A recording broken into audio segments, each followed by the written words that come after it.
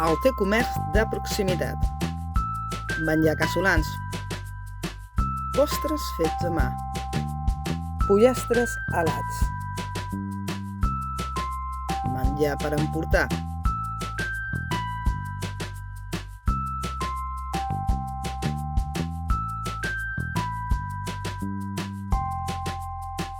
especialistes en la cuina portuguesa.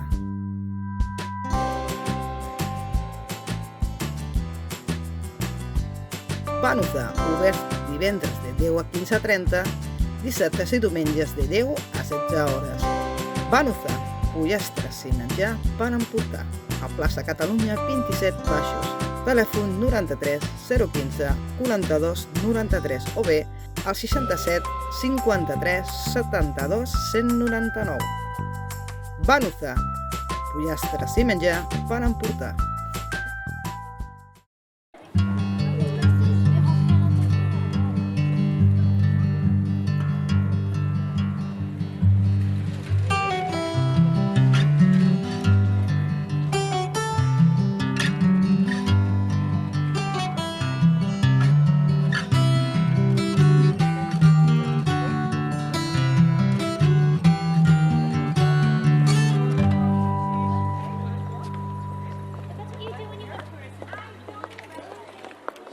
Hola amigos, buenas tardes. De Radio La Veo, Televisión, les ofrece el programa Punto de Encuentro, que se emite en plataforma digital para los 4 puntos del planeta. Hoy, desde Mataró, ciudad, tomaremos el tema de algo que nos está sucediendo en la actualidad a nivel local y mundial. Hablaremos de epidemias o de grandes pandemias de la historia. Nos vamos a referir lo que es en sí a la ciudad de Mataró, porque el señor que nos acompaña es esta la historia que trae preparada. Son problemas que se han hecho que se cambie el sistema de nuestra vida cotidiana, de nuestra vida ordinaria, llevándonos a utilizar ciertas medidas de precaución. Por lo cual, hoy tenemos como invitado a nuestro compañero y profesor, señor Ramón Salicruz, quien, como siempre, nos saca de toda duda y problemas que nos puede interesar de aprender en lo que es la ciudad, en nuestra ciudad, Mataró. Buenas tardes, señor Ramón. Buenas tardes, aquí estamos. ¿Qué nos puede usted decir sobre esta nueva oleada o rebrote del COVID-19? Y una segunda pregunta que le hago, otras epidemias que han aparecido en lo que es nuestra ciudad en la historia. Vale, pues mira, con mucho gusto. Por supuesto que ha sido una segunda, racha o lo que se puede llamar de incrementos de COVID.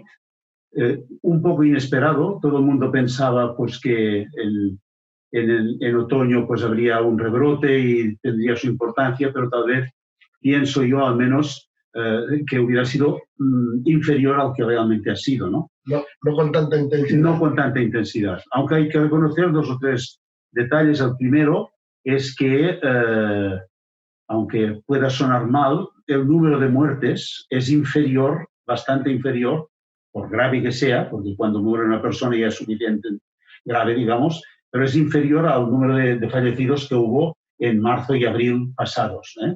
Esto por supuesto. Pero ha sido mayor el volumen de ingresos. Sí, porque también ha sido mayor el número de diagnósticos.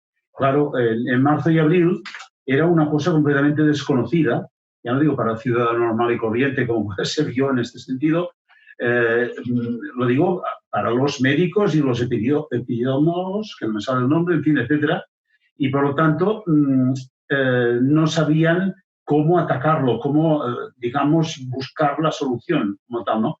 Ahora los meses pues, han dado como mínimo unas enseñanzas y unas posibilidades para afrontarlo de una forma distinta y esto me parece importante. Se han hecho muchos diagnósticos y ahora cuando nosotros escuchamos que hay tantas personas afectadas es porque en el fondo pues, han hecho unos diagnósticos que en aquel momento pues, no se hacían y que por supuesto también, yo me imagino, había muchas personas infectadas.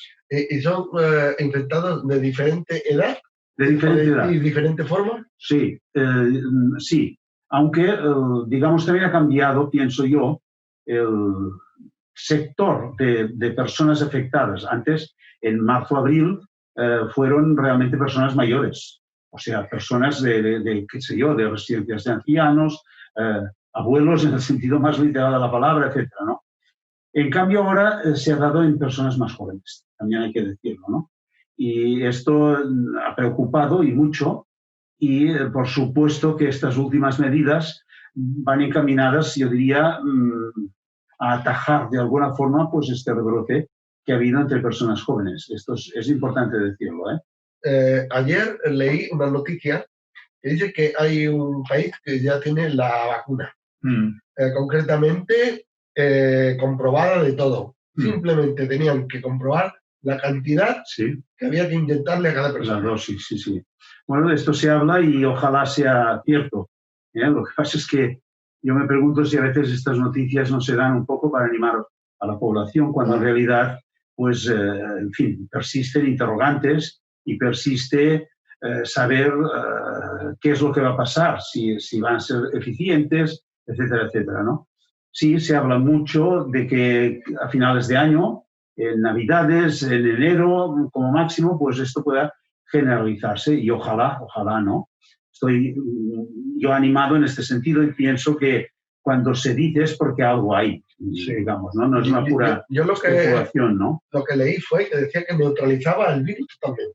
Bueno, sí, exacto. Esta es la idea. Como cualquier vacuna, de alguna forma, pues pretende erradicar la enfermedad o lo que se quiere llamar la pandemia, pues desde su raíz, digamos, ¿no? Para que no se pueda desarrollar ni en la propia persona, ni, por supuesto, entre los más allegados, los familiares, amigos, personas que están trabajando, etc. Esto es lo que se busca.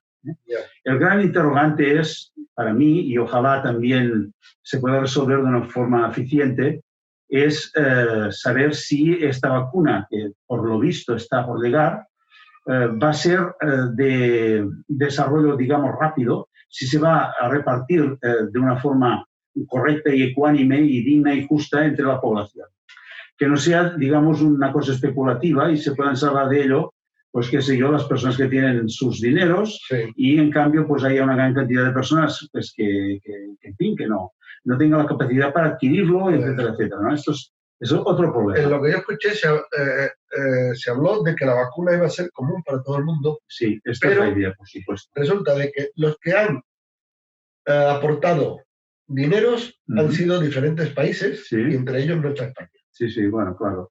De ahí el interrogante que de alguna forma se pueda plantear, ¿no? Porque la aportación que ha habido de los distintos países, como dices muy bien, pues es realmente distinto, ¿no?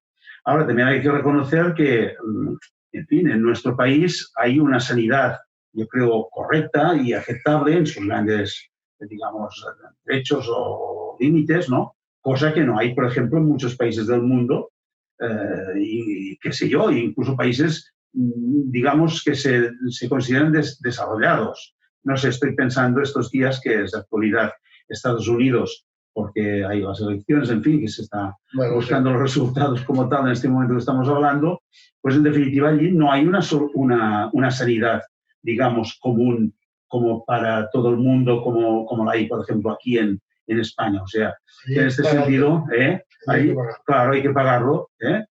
Obama, el antiguo presidente, una de las cosas que pretendía es esto, extender una seguridad social, digamos, entre la población. Ya hizo unos primeros pasos, pero por supuesto se quedó a la mitad de camino, ¿no? Veremos si ahora gana, pues en fin, Biden, si es posible que esto avance. Bueno, yo no quería hablar de Estados Unidos, pero ha salido... No importa, pero hablamos de la vacuna y hemos conectado con esto. Lo importante es que la sanidad, digamos, pública, de servicio público, pueda llegar a todo el mundo en un país determinado. Esto es un objetivo político, económico, social, pues que, en fin, al que no hay que renunciar, por supuesto. Es algo muy vital que las personas tengan derecho a tener ayuda farmacéutica, ayuda médica, en fin. Claro.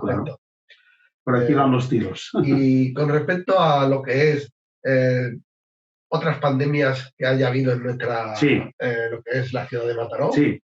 Bueno, claro, podríamos estar hablando de ello pues hasta mañana por la mañana, ¿no? Pero bueno, resumiendo, yo diría que básicamente han sido cuatro las conocidas exacto, con un cierto detalle y estudiadas históricamente, ¿no? Que por supuesto las ha habido y muchas más, ¿no? Pero cuatro. La primera, que todo el mundo, digamos, puede relacionar con la historia de Mataró, es en el siglo XVI.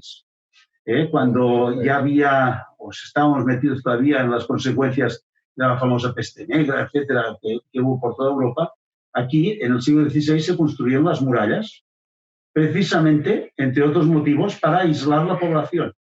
Es decir, para que nadie entrara ni saliera de la población durante el periodo de epidemias, ¿no? Sí. Pues, claro, era una forma de garantizar lo que ahora denominamos la cuarentena, ¿no? Sí, había murallas por toda la ciudad. Claro, lo que son el recinto de murallas que nosotros conocemos ahora, que representan como una especie de anillo en el centro de la entre ciudad. el Rierot y la Riera. Exacto, bueno, y un poco más allá de la Riera. Riera. Después se llegó a la calle Real. Exacto, y en la muralla del Tigre, la muralla del Presó. Sí. Las murallas representaban exactamente esto. El motivo también los había para otros motivos, porque ahora no es el momento de hablar de ello. Por ejemplo, la lucha contra la piratería, etcétera, etcétera. Pero básicamente era para luchar contra las pestes, ¿no? Las pestes del siglo XVI, digamos, y de siglos anteriores. El segundo gran momento de las epidemias aquí en Mataró fue en el año, ya se puede precisar más, 1652, si mal no recuerdo. Es la segunda gran epidemia que, en fin, se caracterizó porque era de cólera morbo, que llamamos de alguna forma, sí, y que dio origen a que se construyera un cementerio especial debido a la gran cantidad pues, de fallecidos, de difuntos que había fruto de esta epidemia, ¿no? Concretamente, la Plaza de la Morbería, el nombre de Morbería viene de cólera morbo. Es decir, allí había un terreno en donde se enterraban a las personas fallecidas, porque, claro, era una... ¿Qué plaza es esta? Sí, esto queda exactamente, ¿cómo diría yo? En el cruce, porque hay distintas calles, entre la calle de Mata, el Califondo, el Rierot, la calle de los Álamos, concretamente donde está la calle de los Álamos, es donde parece que había la mayor cantidad de terreno corresponde a donde hoy es la calle de los Álamos. Allí había este cementerio, digamos, lo que se tuvo que improvisar, por decirlo de una forma, porque la cantidad de fallecidos era tal que no se daba abasto, digamos, ¿no? Y esto es importante, ¿no? Y la tercera, esta ya mucho más estudiada, yo la situaría a mediados del siglo XIX, 1854. Mataró tenía en aquel momento unos 15.000 habitantes y se explica que en un solo día, el 6 de septiembre de 1854, murieron en Mataró 138 personas. Pensemos que ya digo, de unos 15.000 habitantes que tenían en aquellos momentos Mataró, pues una cantidad extraordinaria, ¿no? Y que en un mes y medio estas 138 personas se convirtieron en 875 muertes. ¿Y qué epidemia era esta? La epidemia llamada del cólera. El cólera Cólera, claro, porque diarreas y vómitos, etcétera, etcétera, pues que alcanzó, ya digo, una cantidad importante de la población.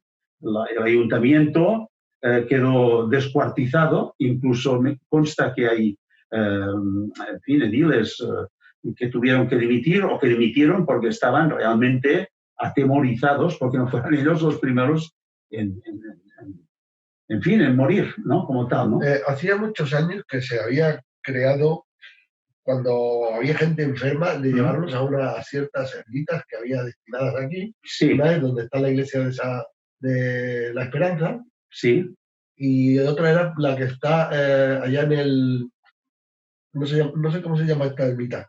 Allí, esta iglesia, allí cerca de la salida de la calle Real, al final. Sí, la ermita de San Simón. De San Simón. San Simón. Sí. Esto es cierto porque... Se llevaba la gente enferma. Exacto, claro, quedaban más aislados, no quedaban dentro de la población. Y esto ahora, con la perspectiva, digamos, del siglo XXI, yo diría que no era la solución, porque lo que hacían era expander más de alguna forma, digamos, la epidemia como tal, ¿no? Ahora se recomienda que nosotros nos hagamos de nuestras casas, como tal, ¿no? Trasladarnos al exterior también podría tener esta parte negativa que, por supuesto, hay que constatar históricamente, ¿no? Sí, esto se hacía y el ayuntamiento, ya digo, tuvo sus problemas serios y graves para enterrar, tal como suena, la gran cantidad de personas pues, que iban muriendo, ¿no?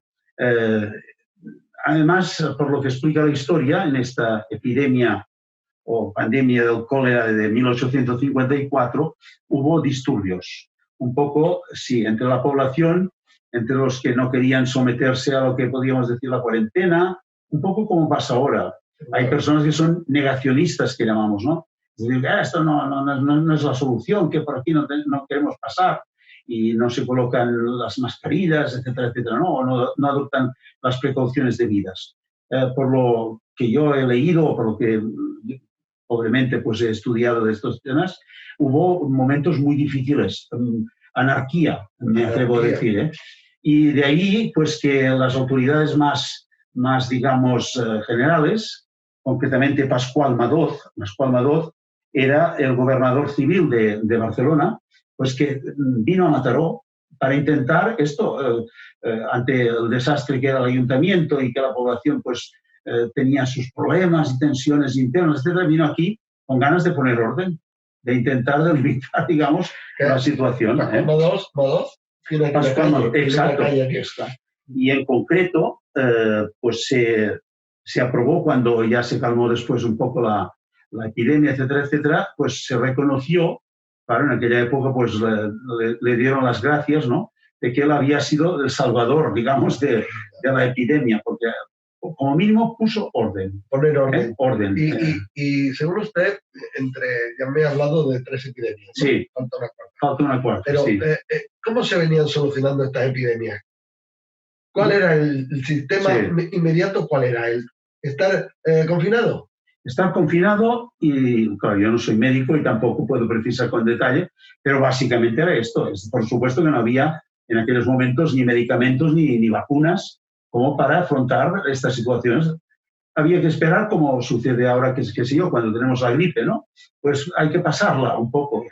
Y cuando se termina, pues mira, suerte y esperar que no venga otra epidemia. Pero era una preocupación constante.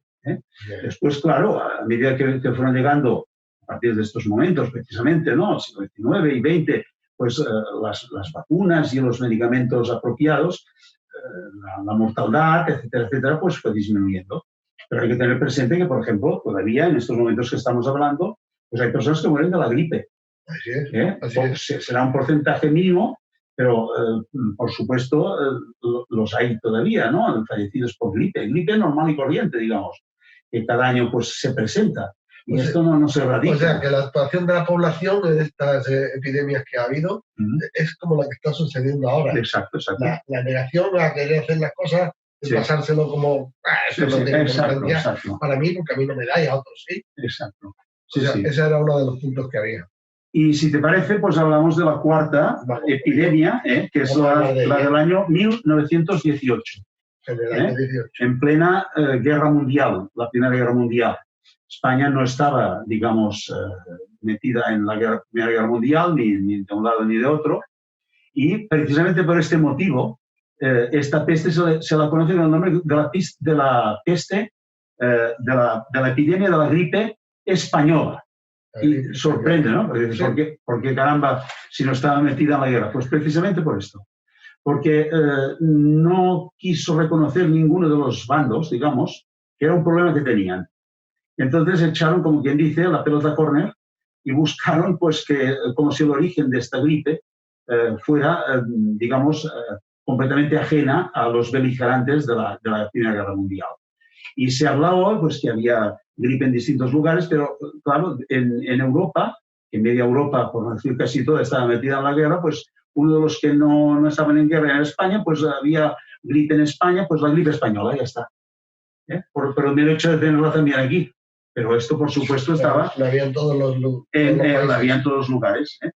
En aquellos momentos, en el año 18, Mataró tenía lo tengo aquí anotado, en el año 1918, unos 24.000 habitantes. Y es importante pues, decir también que fue en otoño.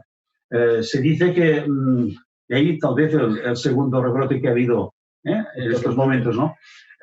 En verano estas enfermedades de alguna forma desaparecen o calman, etcétera, etcétera. Y después cuando viene el frío, las lluvias, el cambio, digamos así, radical de climatología, pues es cuando aparecen los rebrotes.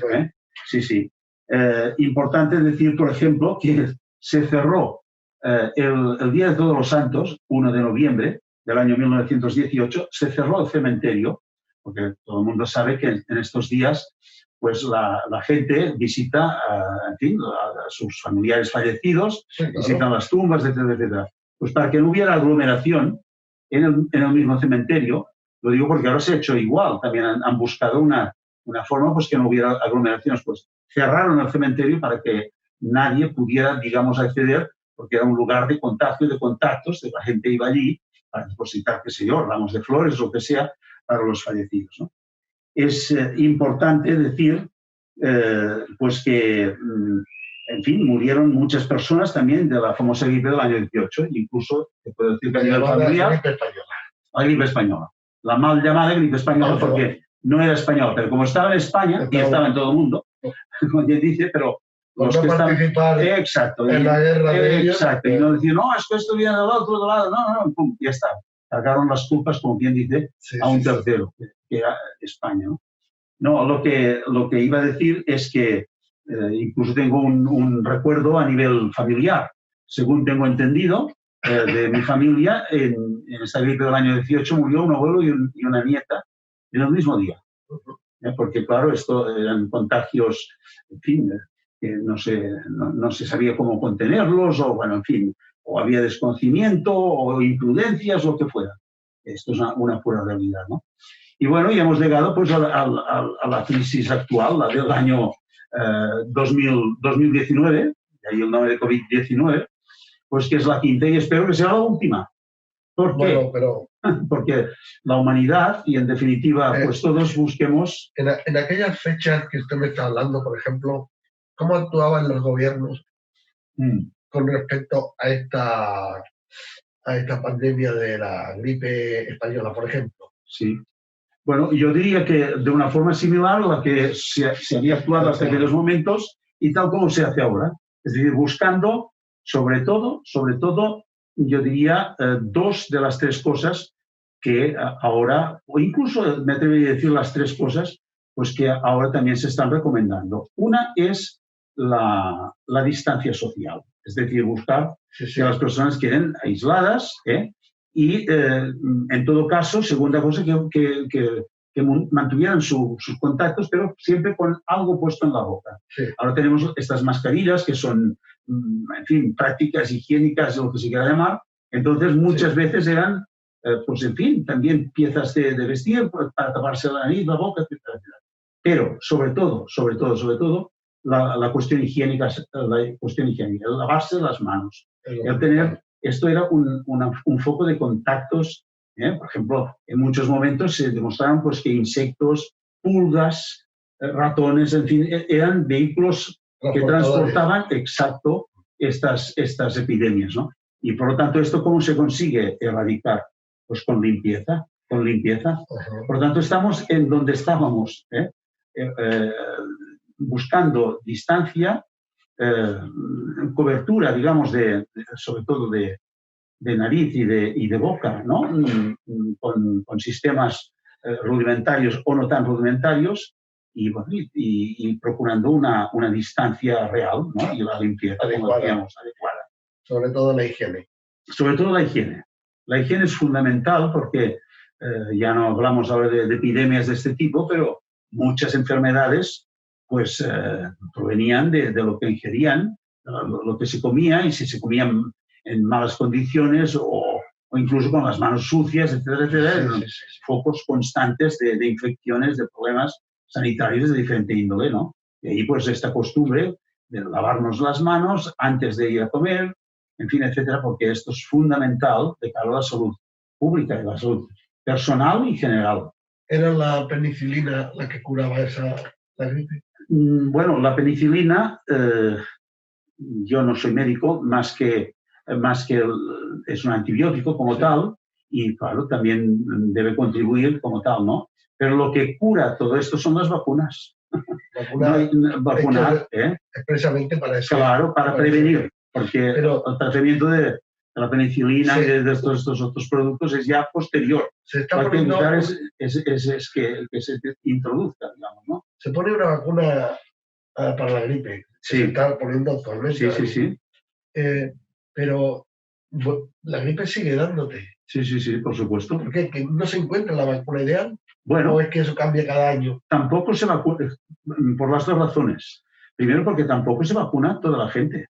No es una cosa, digamos, como diría yo, obligatoria. Y por lo tanto, pues en fin, yo personalmente no quiero ser modelo en absoluto de nada, ¿no? Pero yo hace al menos 25 años que me he vacunado cada año de la gripe, ¿no? Y esto yo creo que ha tenido su importancia en mi salud, etcétera, etcétera, ¿no? Porque además yo era maestro y, por supuesto, tenía contacto continuado pues, con los alumnos en clase, etcétera. Entonces, claro. Una forma de contacto, lo que decíamos, ¿no? Era un foco. Claro. Y esto, pues, en fin, con la vacuna se soluciona. Pero ya digo, hay muchas personas que no se vacunan de la gripe. Como las hay también que no se vacunan porque es una actitud, una postura que yo no acabo de comprender, pero ante otras enfermedades incluso, ¿no? Pues que no pretenden buscar medicamentos, digamos, de tipo químico, digámoslo así. En todo caso, buscan soluciones de otra índole, ¿no? Más natural, etc. Una observación que yo le hago es que yo me comencé a poner la vacuna de la gripe y estaba peor antes con la vacuna de la gripe que sin ella. Ya, bueno, eso ya digo, yo no soy médico, pero se lo decía al médico, me decía, pues no te la pongas este año, a ver no me la ponía y no. Claro. Me resfriaba 2 veces en el año y con la vacuna de la gripe estaba todo el año. Ya. Bueno, tal vez es posible, porque hay que reconocer... era mi organismo. Sí, bueno, claro, aparte de cuestiones ya particulares de cada uno, pero una cosa es resfriados y otra cosa es la gripe. Y yo, por ejemplo, reconozco que la gripe, hace muchos años que no he estado en cama, como quien dice, por cuestiones de este tipo, pero otra cosa es que no estuviera resfriado. Cuando te da la gripe, te tienes que ir en la cama, porque te duele todo. Te duelen los huesos, te da fiebre, tú mismo lo dices, no puedo, y me voy a la cama. Por esto lo digo. Un resfriado no te dice eso. Exacto. Yo de resfriado, por supuesto, y por la razón que explicaba, pues... era típico cuando venía la época esta del otoño o invierno, pues resfriarme. Ahora otra cosa es tener la gripe. Yo no recuerdo en estos últimos años haber pasado ni un solo día, por supuesto, estoy contento de ello, en cama por la cuestión, digamos, de gripe. Y con de lo que hablamos hoy, de lo que son las pandemias, ha habido otra polémica bastante, que no sé si se considera así o no, pero es las mascarillas. Sí. ¿Qué pasa con las mascarillas? Bueno, insisto en que tal vez esto tendría que responderlo un especialista en estos temas, que yo, por supuesto, no lo soy. Pero claro, por ejemplo, hay mascarillas y mascarillas. Las hay pues que son mucho menos eficientes y otras pues que se considera por el tipo de tejido pues, que están constituidas, en fin, el tratamiento que tal, la duración que puedan tener, etcétera, etcétera, son mucho más eficientes. Ahora, hay muchas personas que han venido a decir que si son mascarillas de este tipo, digamos, serias, no superficiales, pues entonces está prácticamente garantizado pues, que no tiene que haber contagio. Incluso se habla de un 95% de posibilidades de que ni tú puedas transmitir el COVID, en este caso estamos hablando, a una persona, a otra persona, ni que otra persona te lo pueda, digamos, enviar a ti. Así es. Porque son las dos cosas. Porque yo ahora mismo, con la mascarilla que llevo, puedo no enviárselo a usted o a la persona que tengo enfrente. Pero a la persona que tiene enfrente sí me la puede enviar a mí. Porque la mascarilla que yo llevo es una que solo protege al de frente. Es lo que dicen, ¿no? En cambio... Que yo no se le pegue en la cabeza a nadie. Exacto. Con lo cual, lo importante es que queden garantizados los dos lados, digamos, ¿no? Y, por supuesto, es una cosa, yo no hubiera imaginado, en fin, ni cuando era joven, ni hace un año, pues que ahora nosotros estaríamos hablando aquí con mascarillas. ¿No? Es una realidad, es insólito lo que nos ha sucedido, digamos, ¿no? Es como impensable, ¿no? Es como está el tema y tomar precauciones claro. Es lo más importante que se puede hacer. Y pienso que tal vez esto lo repetiremos, ya no digo la enfermedad como tal, pero el hecho de que para que haya precaución, pues en definitiva, para que no se extienda posibles brotes, que los puede haber, como los hay de gripe, insisto. Y en aquella última que usted me ha hablado, no la de ahora del COVID-19, la anterior, creo que me ha dicho en el 1918. 18, sí. ¿Se tardó mucho en erradicar aquello?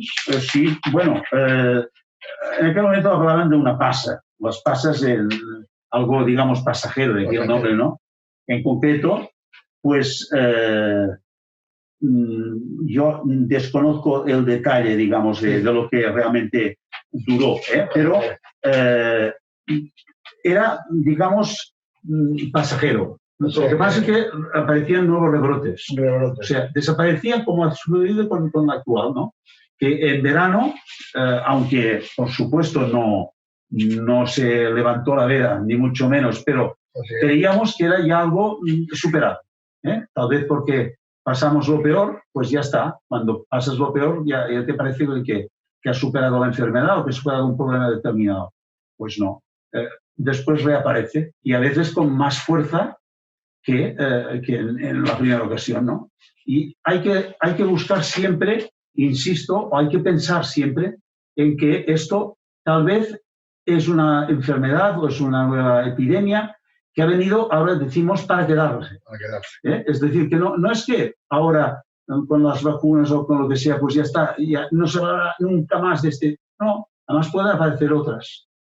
Pueden aparecer otras, sí, sobre todo, yo digo, y esto sería meternos ahora en otro camino, en otro terreno, no se adoptan también las medidas generales y globales, porque el mundo, en fin, cada vez está más interconectado y un problema que pasa en China, que es, según parece, donde apareció el problema, pues se puede convertir en una actualidad, pues al cabo de 2 semanas en Mataró, ¿no? Cada vez esto está más conectado, más interrelacionado, ¿no? Y pueden aparecer otros, digamos, tipos de epidemias, como pueden aparecer otros tipos de enfermedades. O, en fin, tal vez ya existían, o se desconocían, o tenían otros nombres.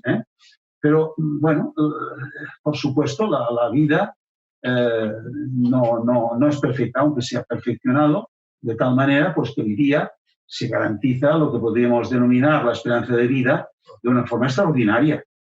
Yo tengo 73 años. Yo recuerdo, por ejemplo, mi abuela que tenía 74 cuando murió y era una persona que aparentaba lo que ahora sería 95, por decirlo de una forma, ¿no?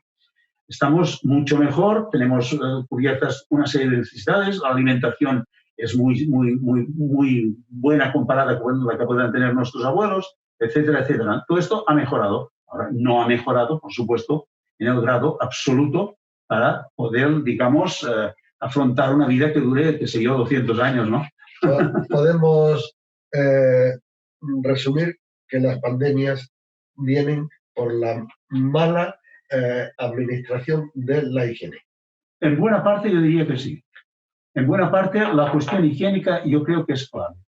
Piensa que, por ejemplo, el cambio climático, de alguna forma, pues ha hecho, qué sé yo, que aparezcan enfermedades que en otros momentos eran propias de una zona determinada del mundo y ahora aparecen aquí. Estoy pensando, por ejemplo, en el dengue, un mosquito, pues que es propio de los países, digamos, tropicales. Pues ahora hay dengue aquí. Y quien dice este ejemplo, pues podríamos citar otros, ¿no? Son enfermedades que a veces transmiten incluso animales, insectos o animales, pues que de alguna forma antes no estaban aquí, y en cambio ahora están aquí. Y nosotros nos sorprendemos, por ejemplo, al ver, qué sé yo, animales en el Paseo de Gracia en Barcelona o aquí en los alrededores de Mataró, los jabalíes, por ejemplo, ¿no? Sí, sí. Algo insólito, pero es una realidad. Sí, ¿Qué quiere sé. decir?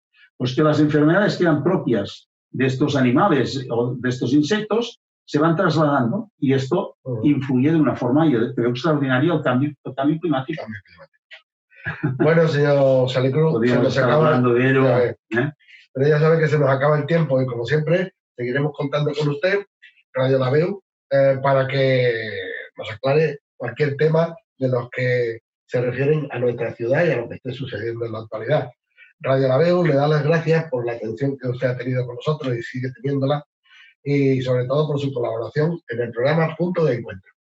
Pues ya sabéis, dispuesto a colaborar siempre. Muchas gracias. Vale. Y a ustedes, amigos, muchas gracias por haber estado ahí detrás de la pantalla, escuchando nuestro programa y viéndonos desde vuestros hogares. Hasta el próximo programa en Punto de Encuentro.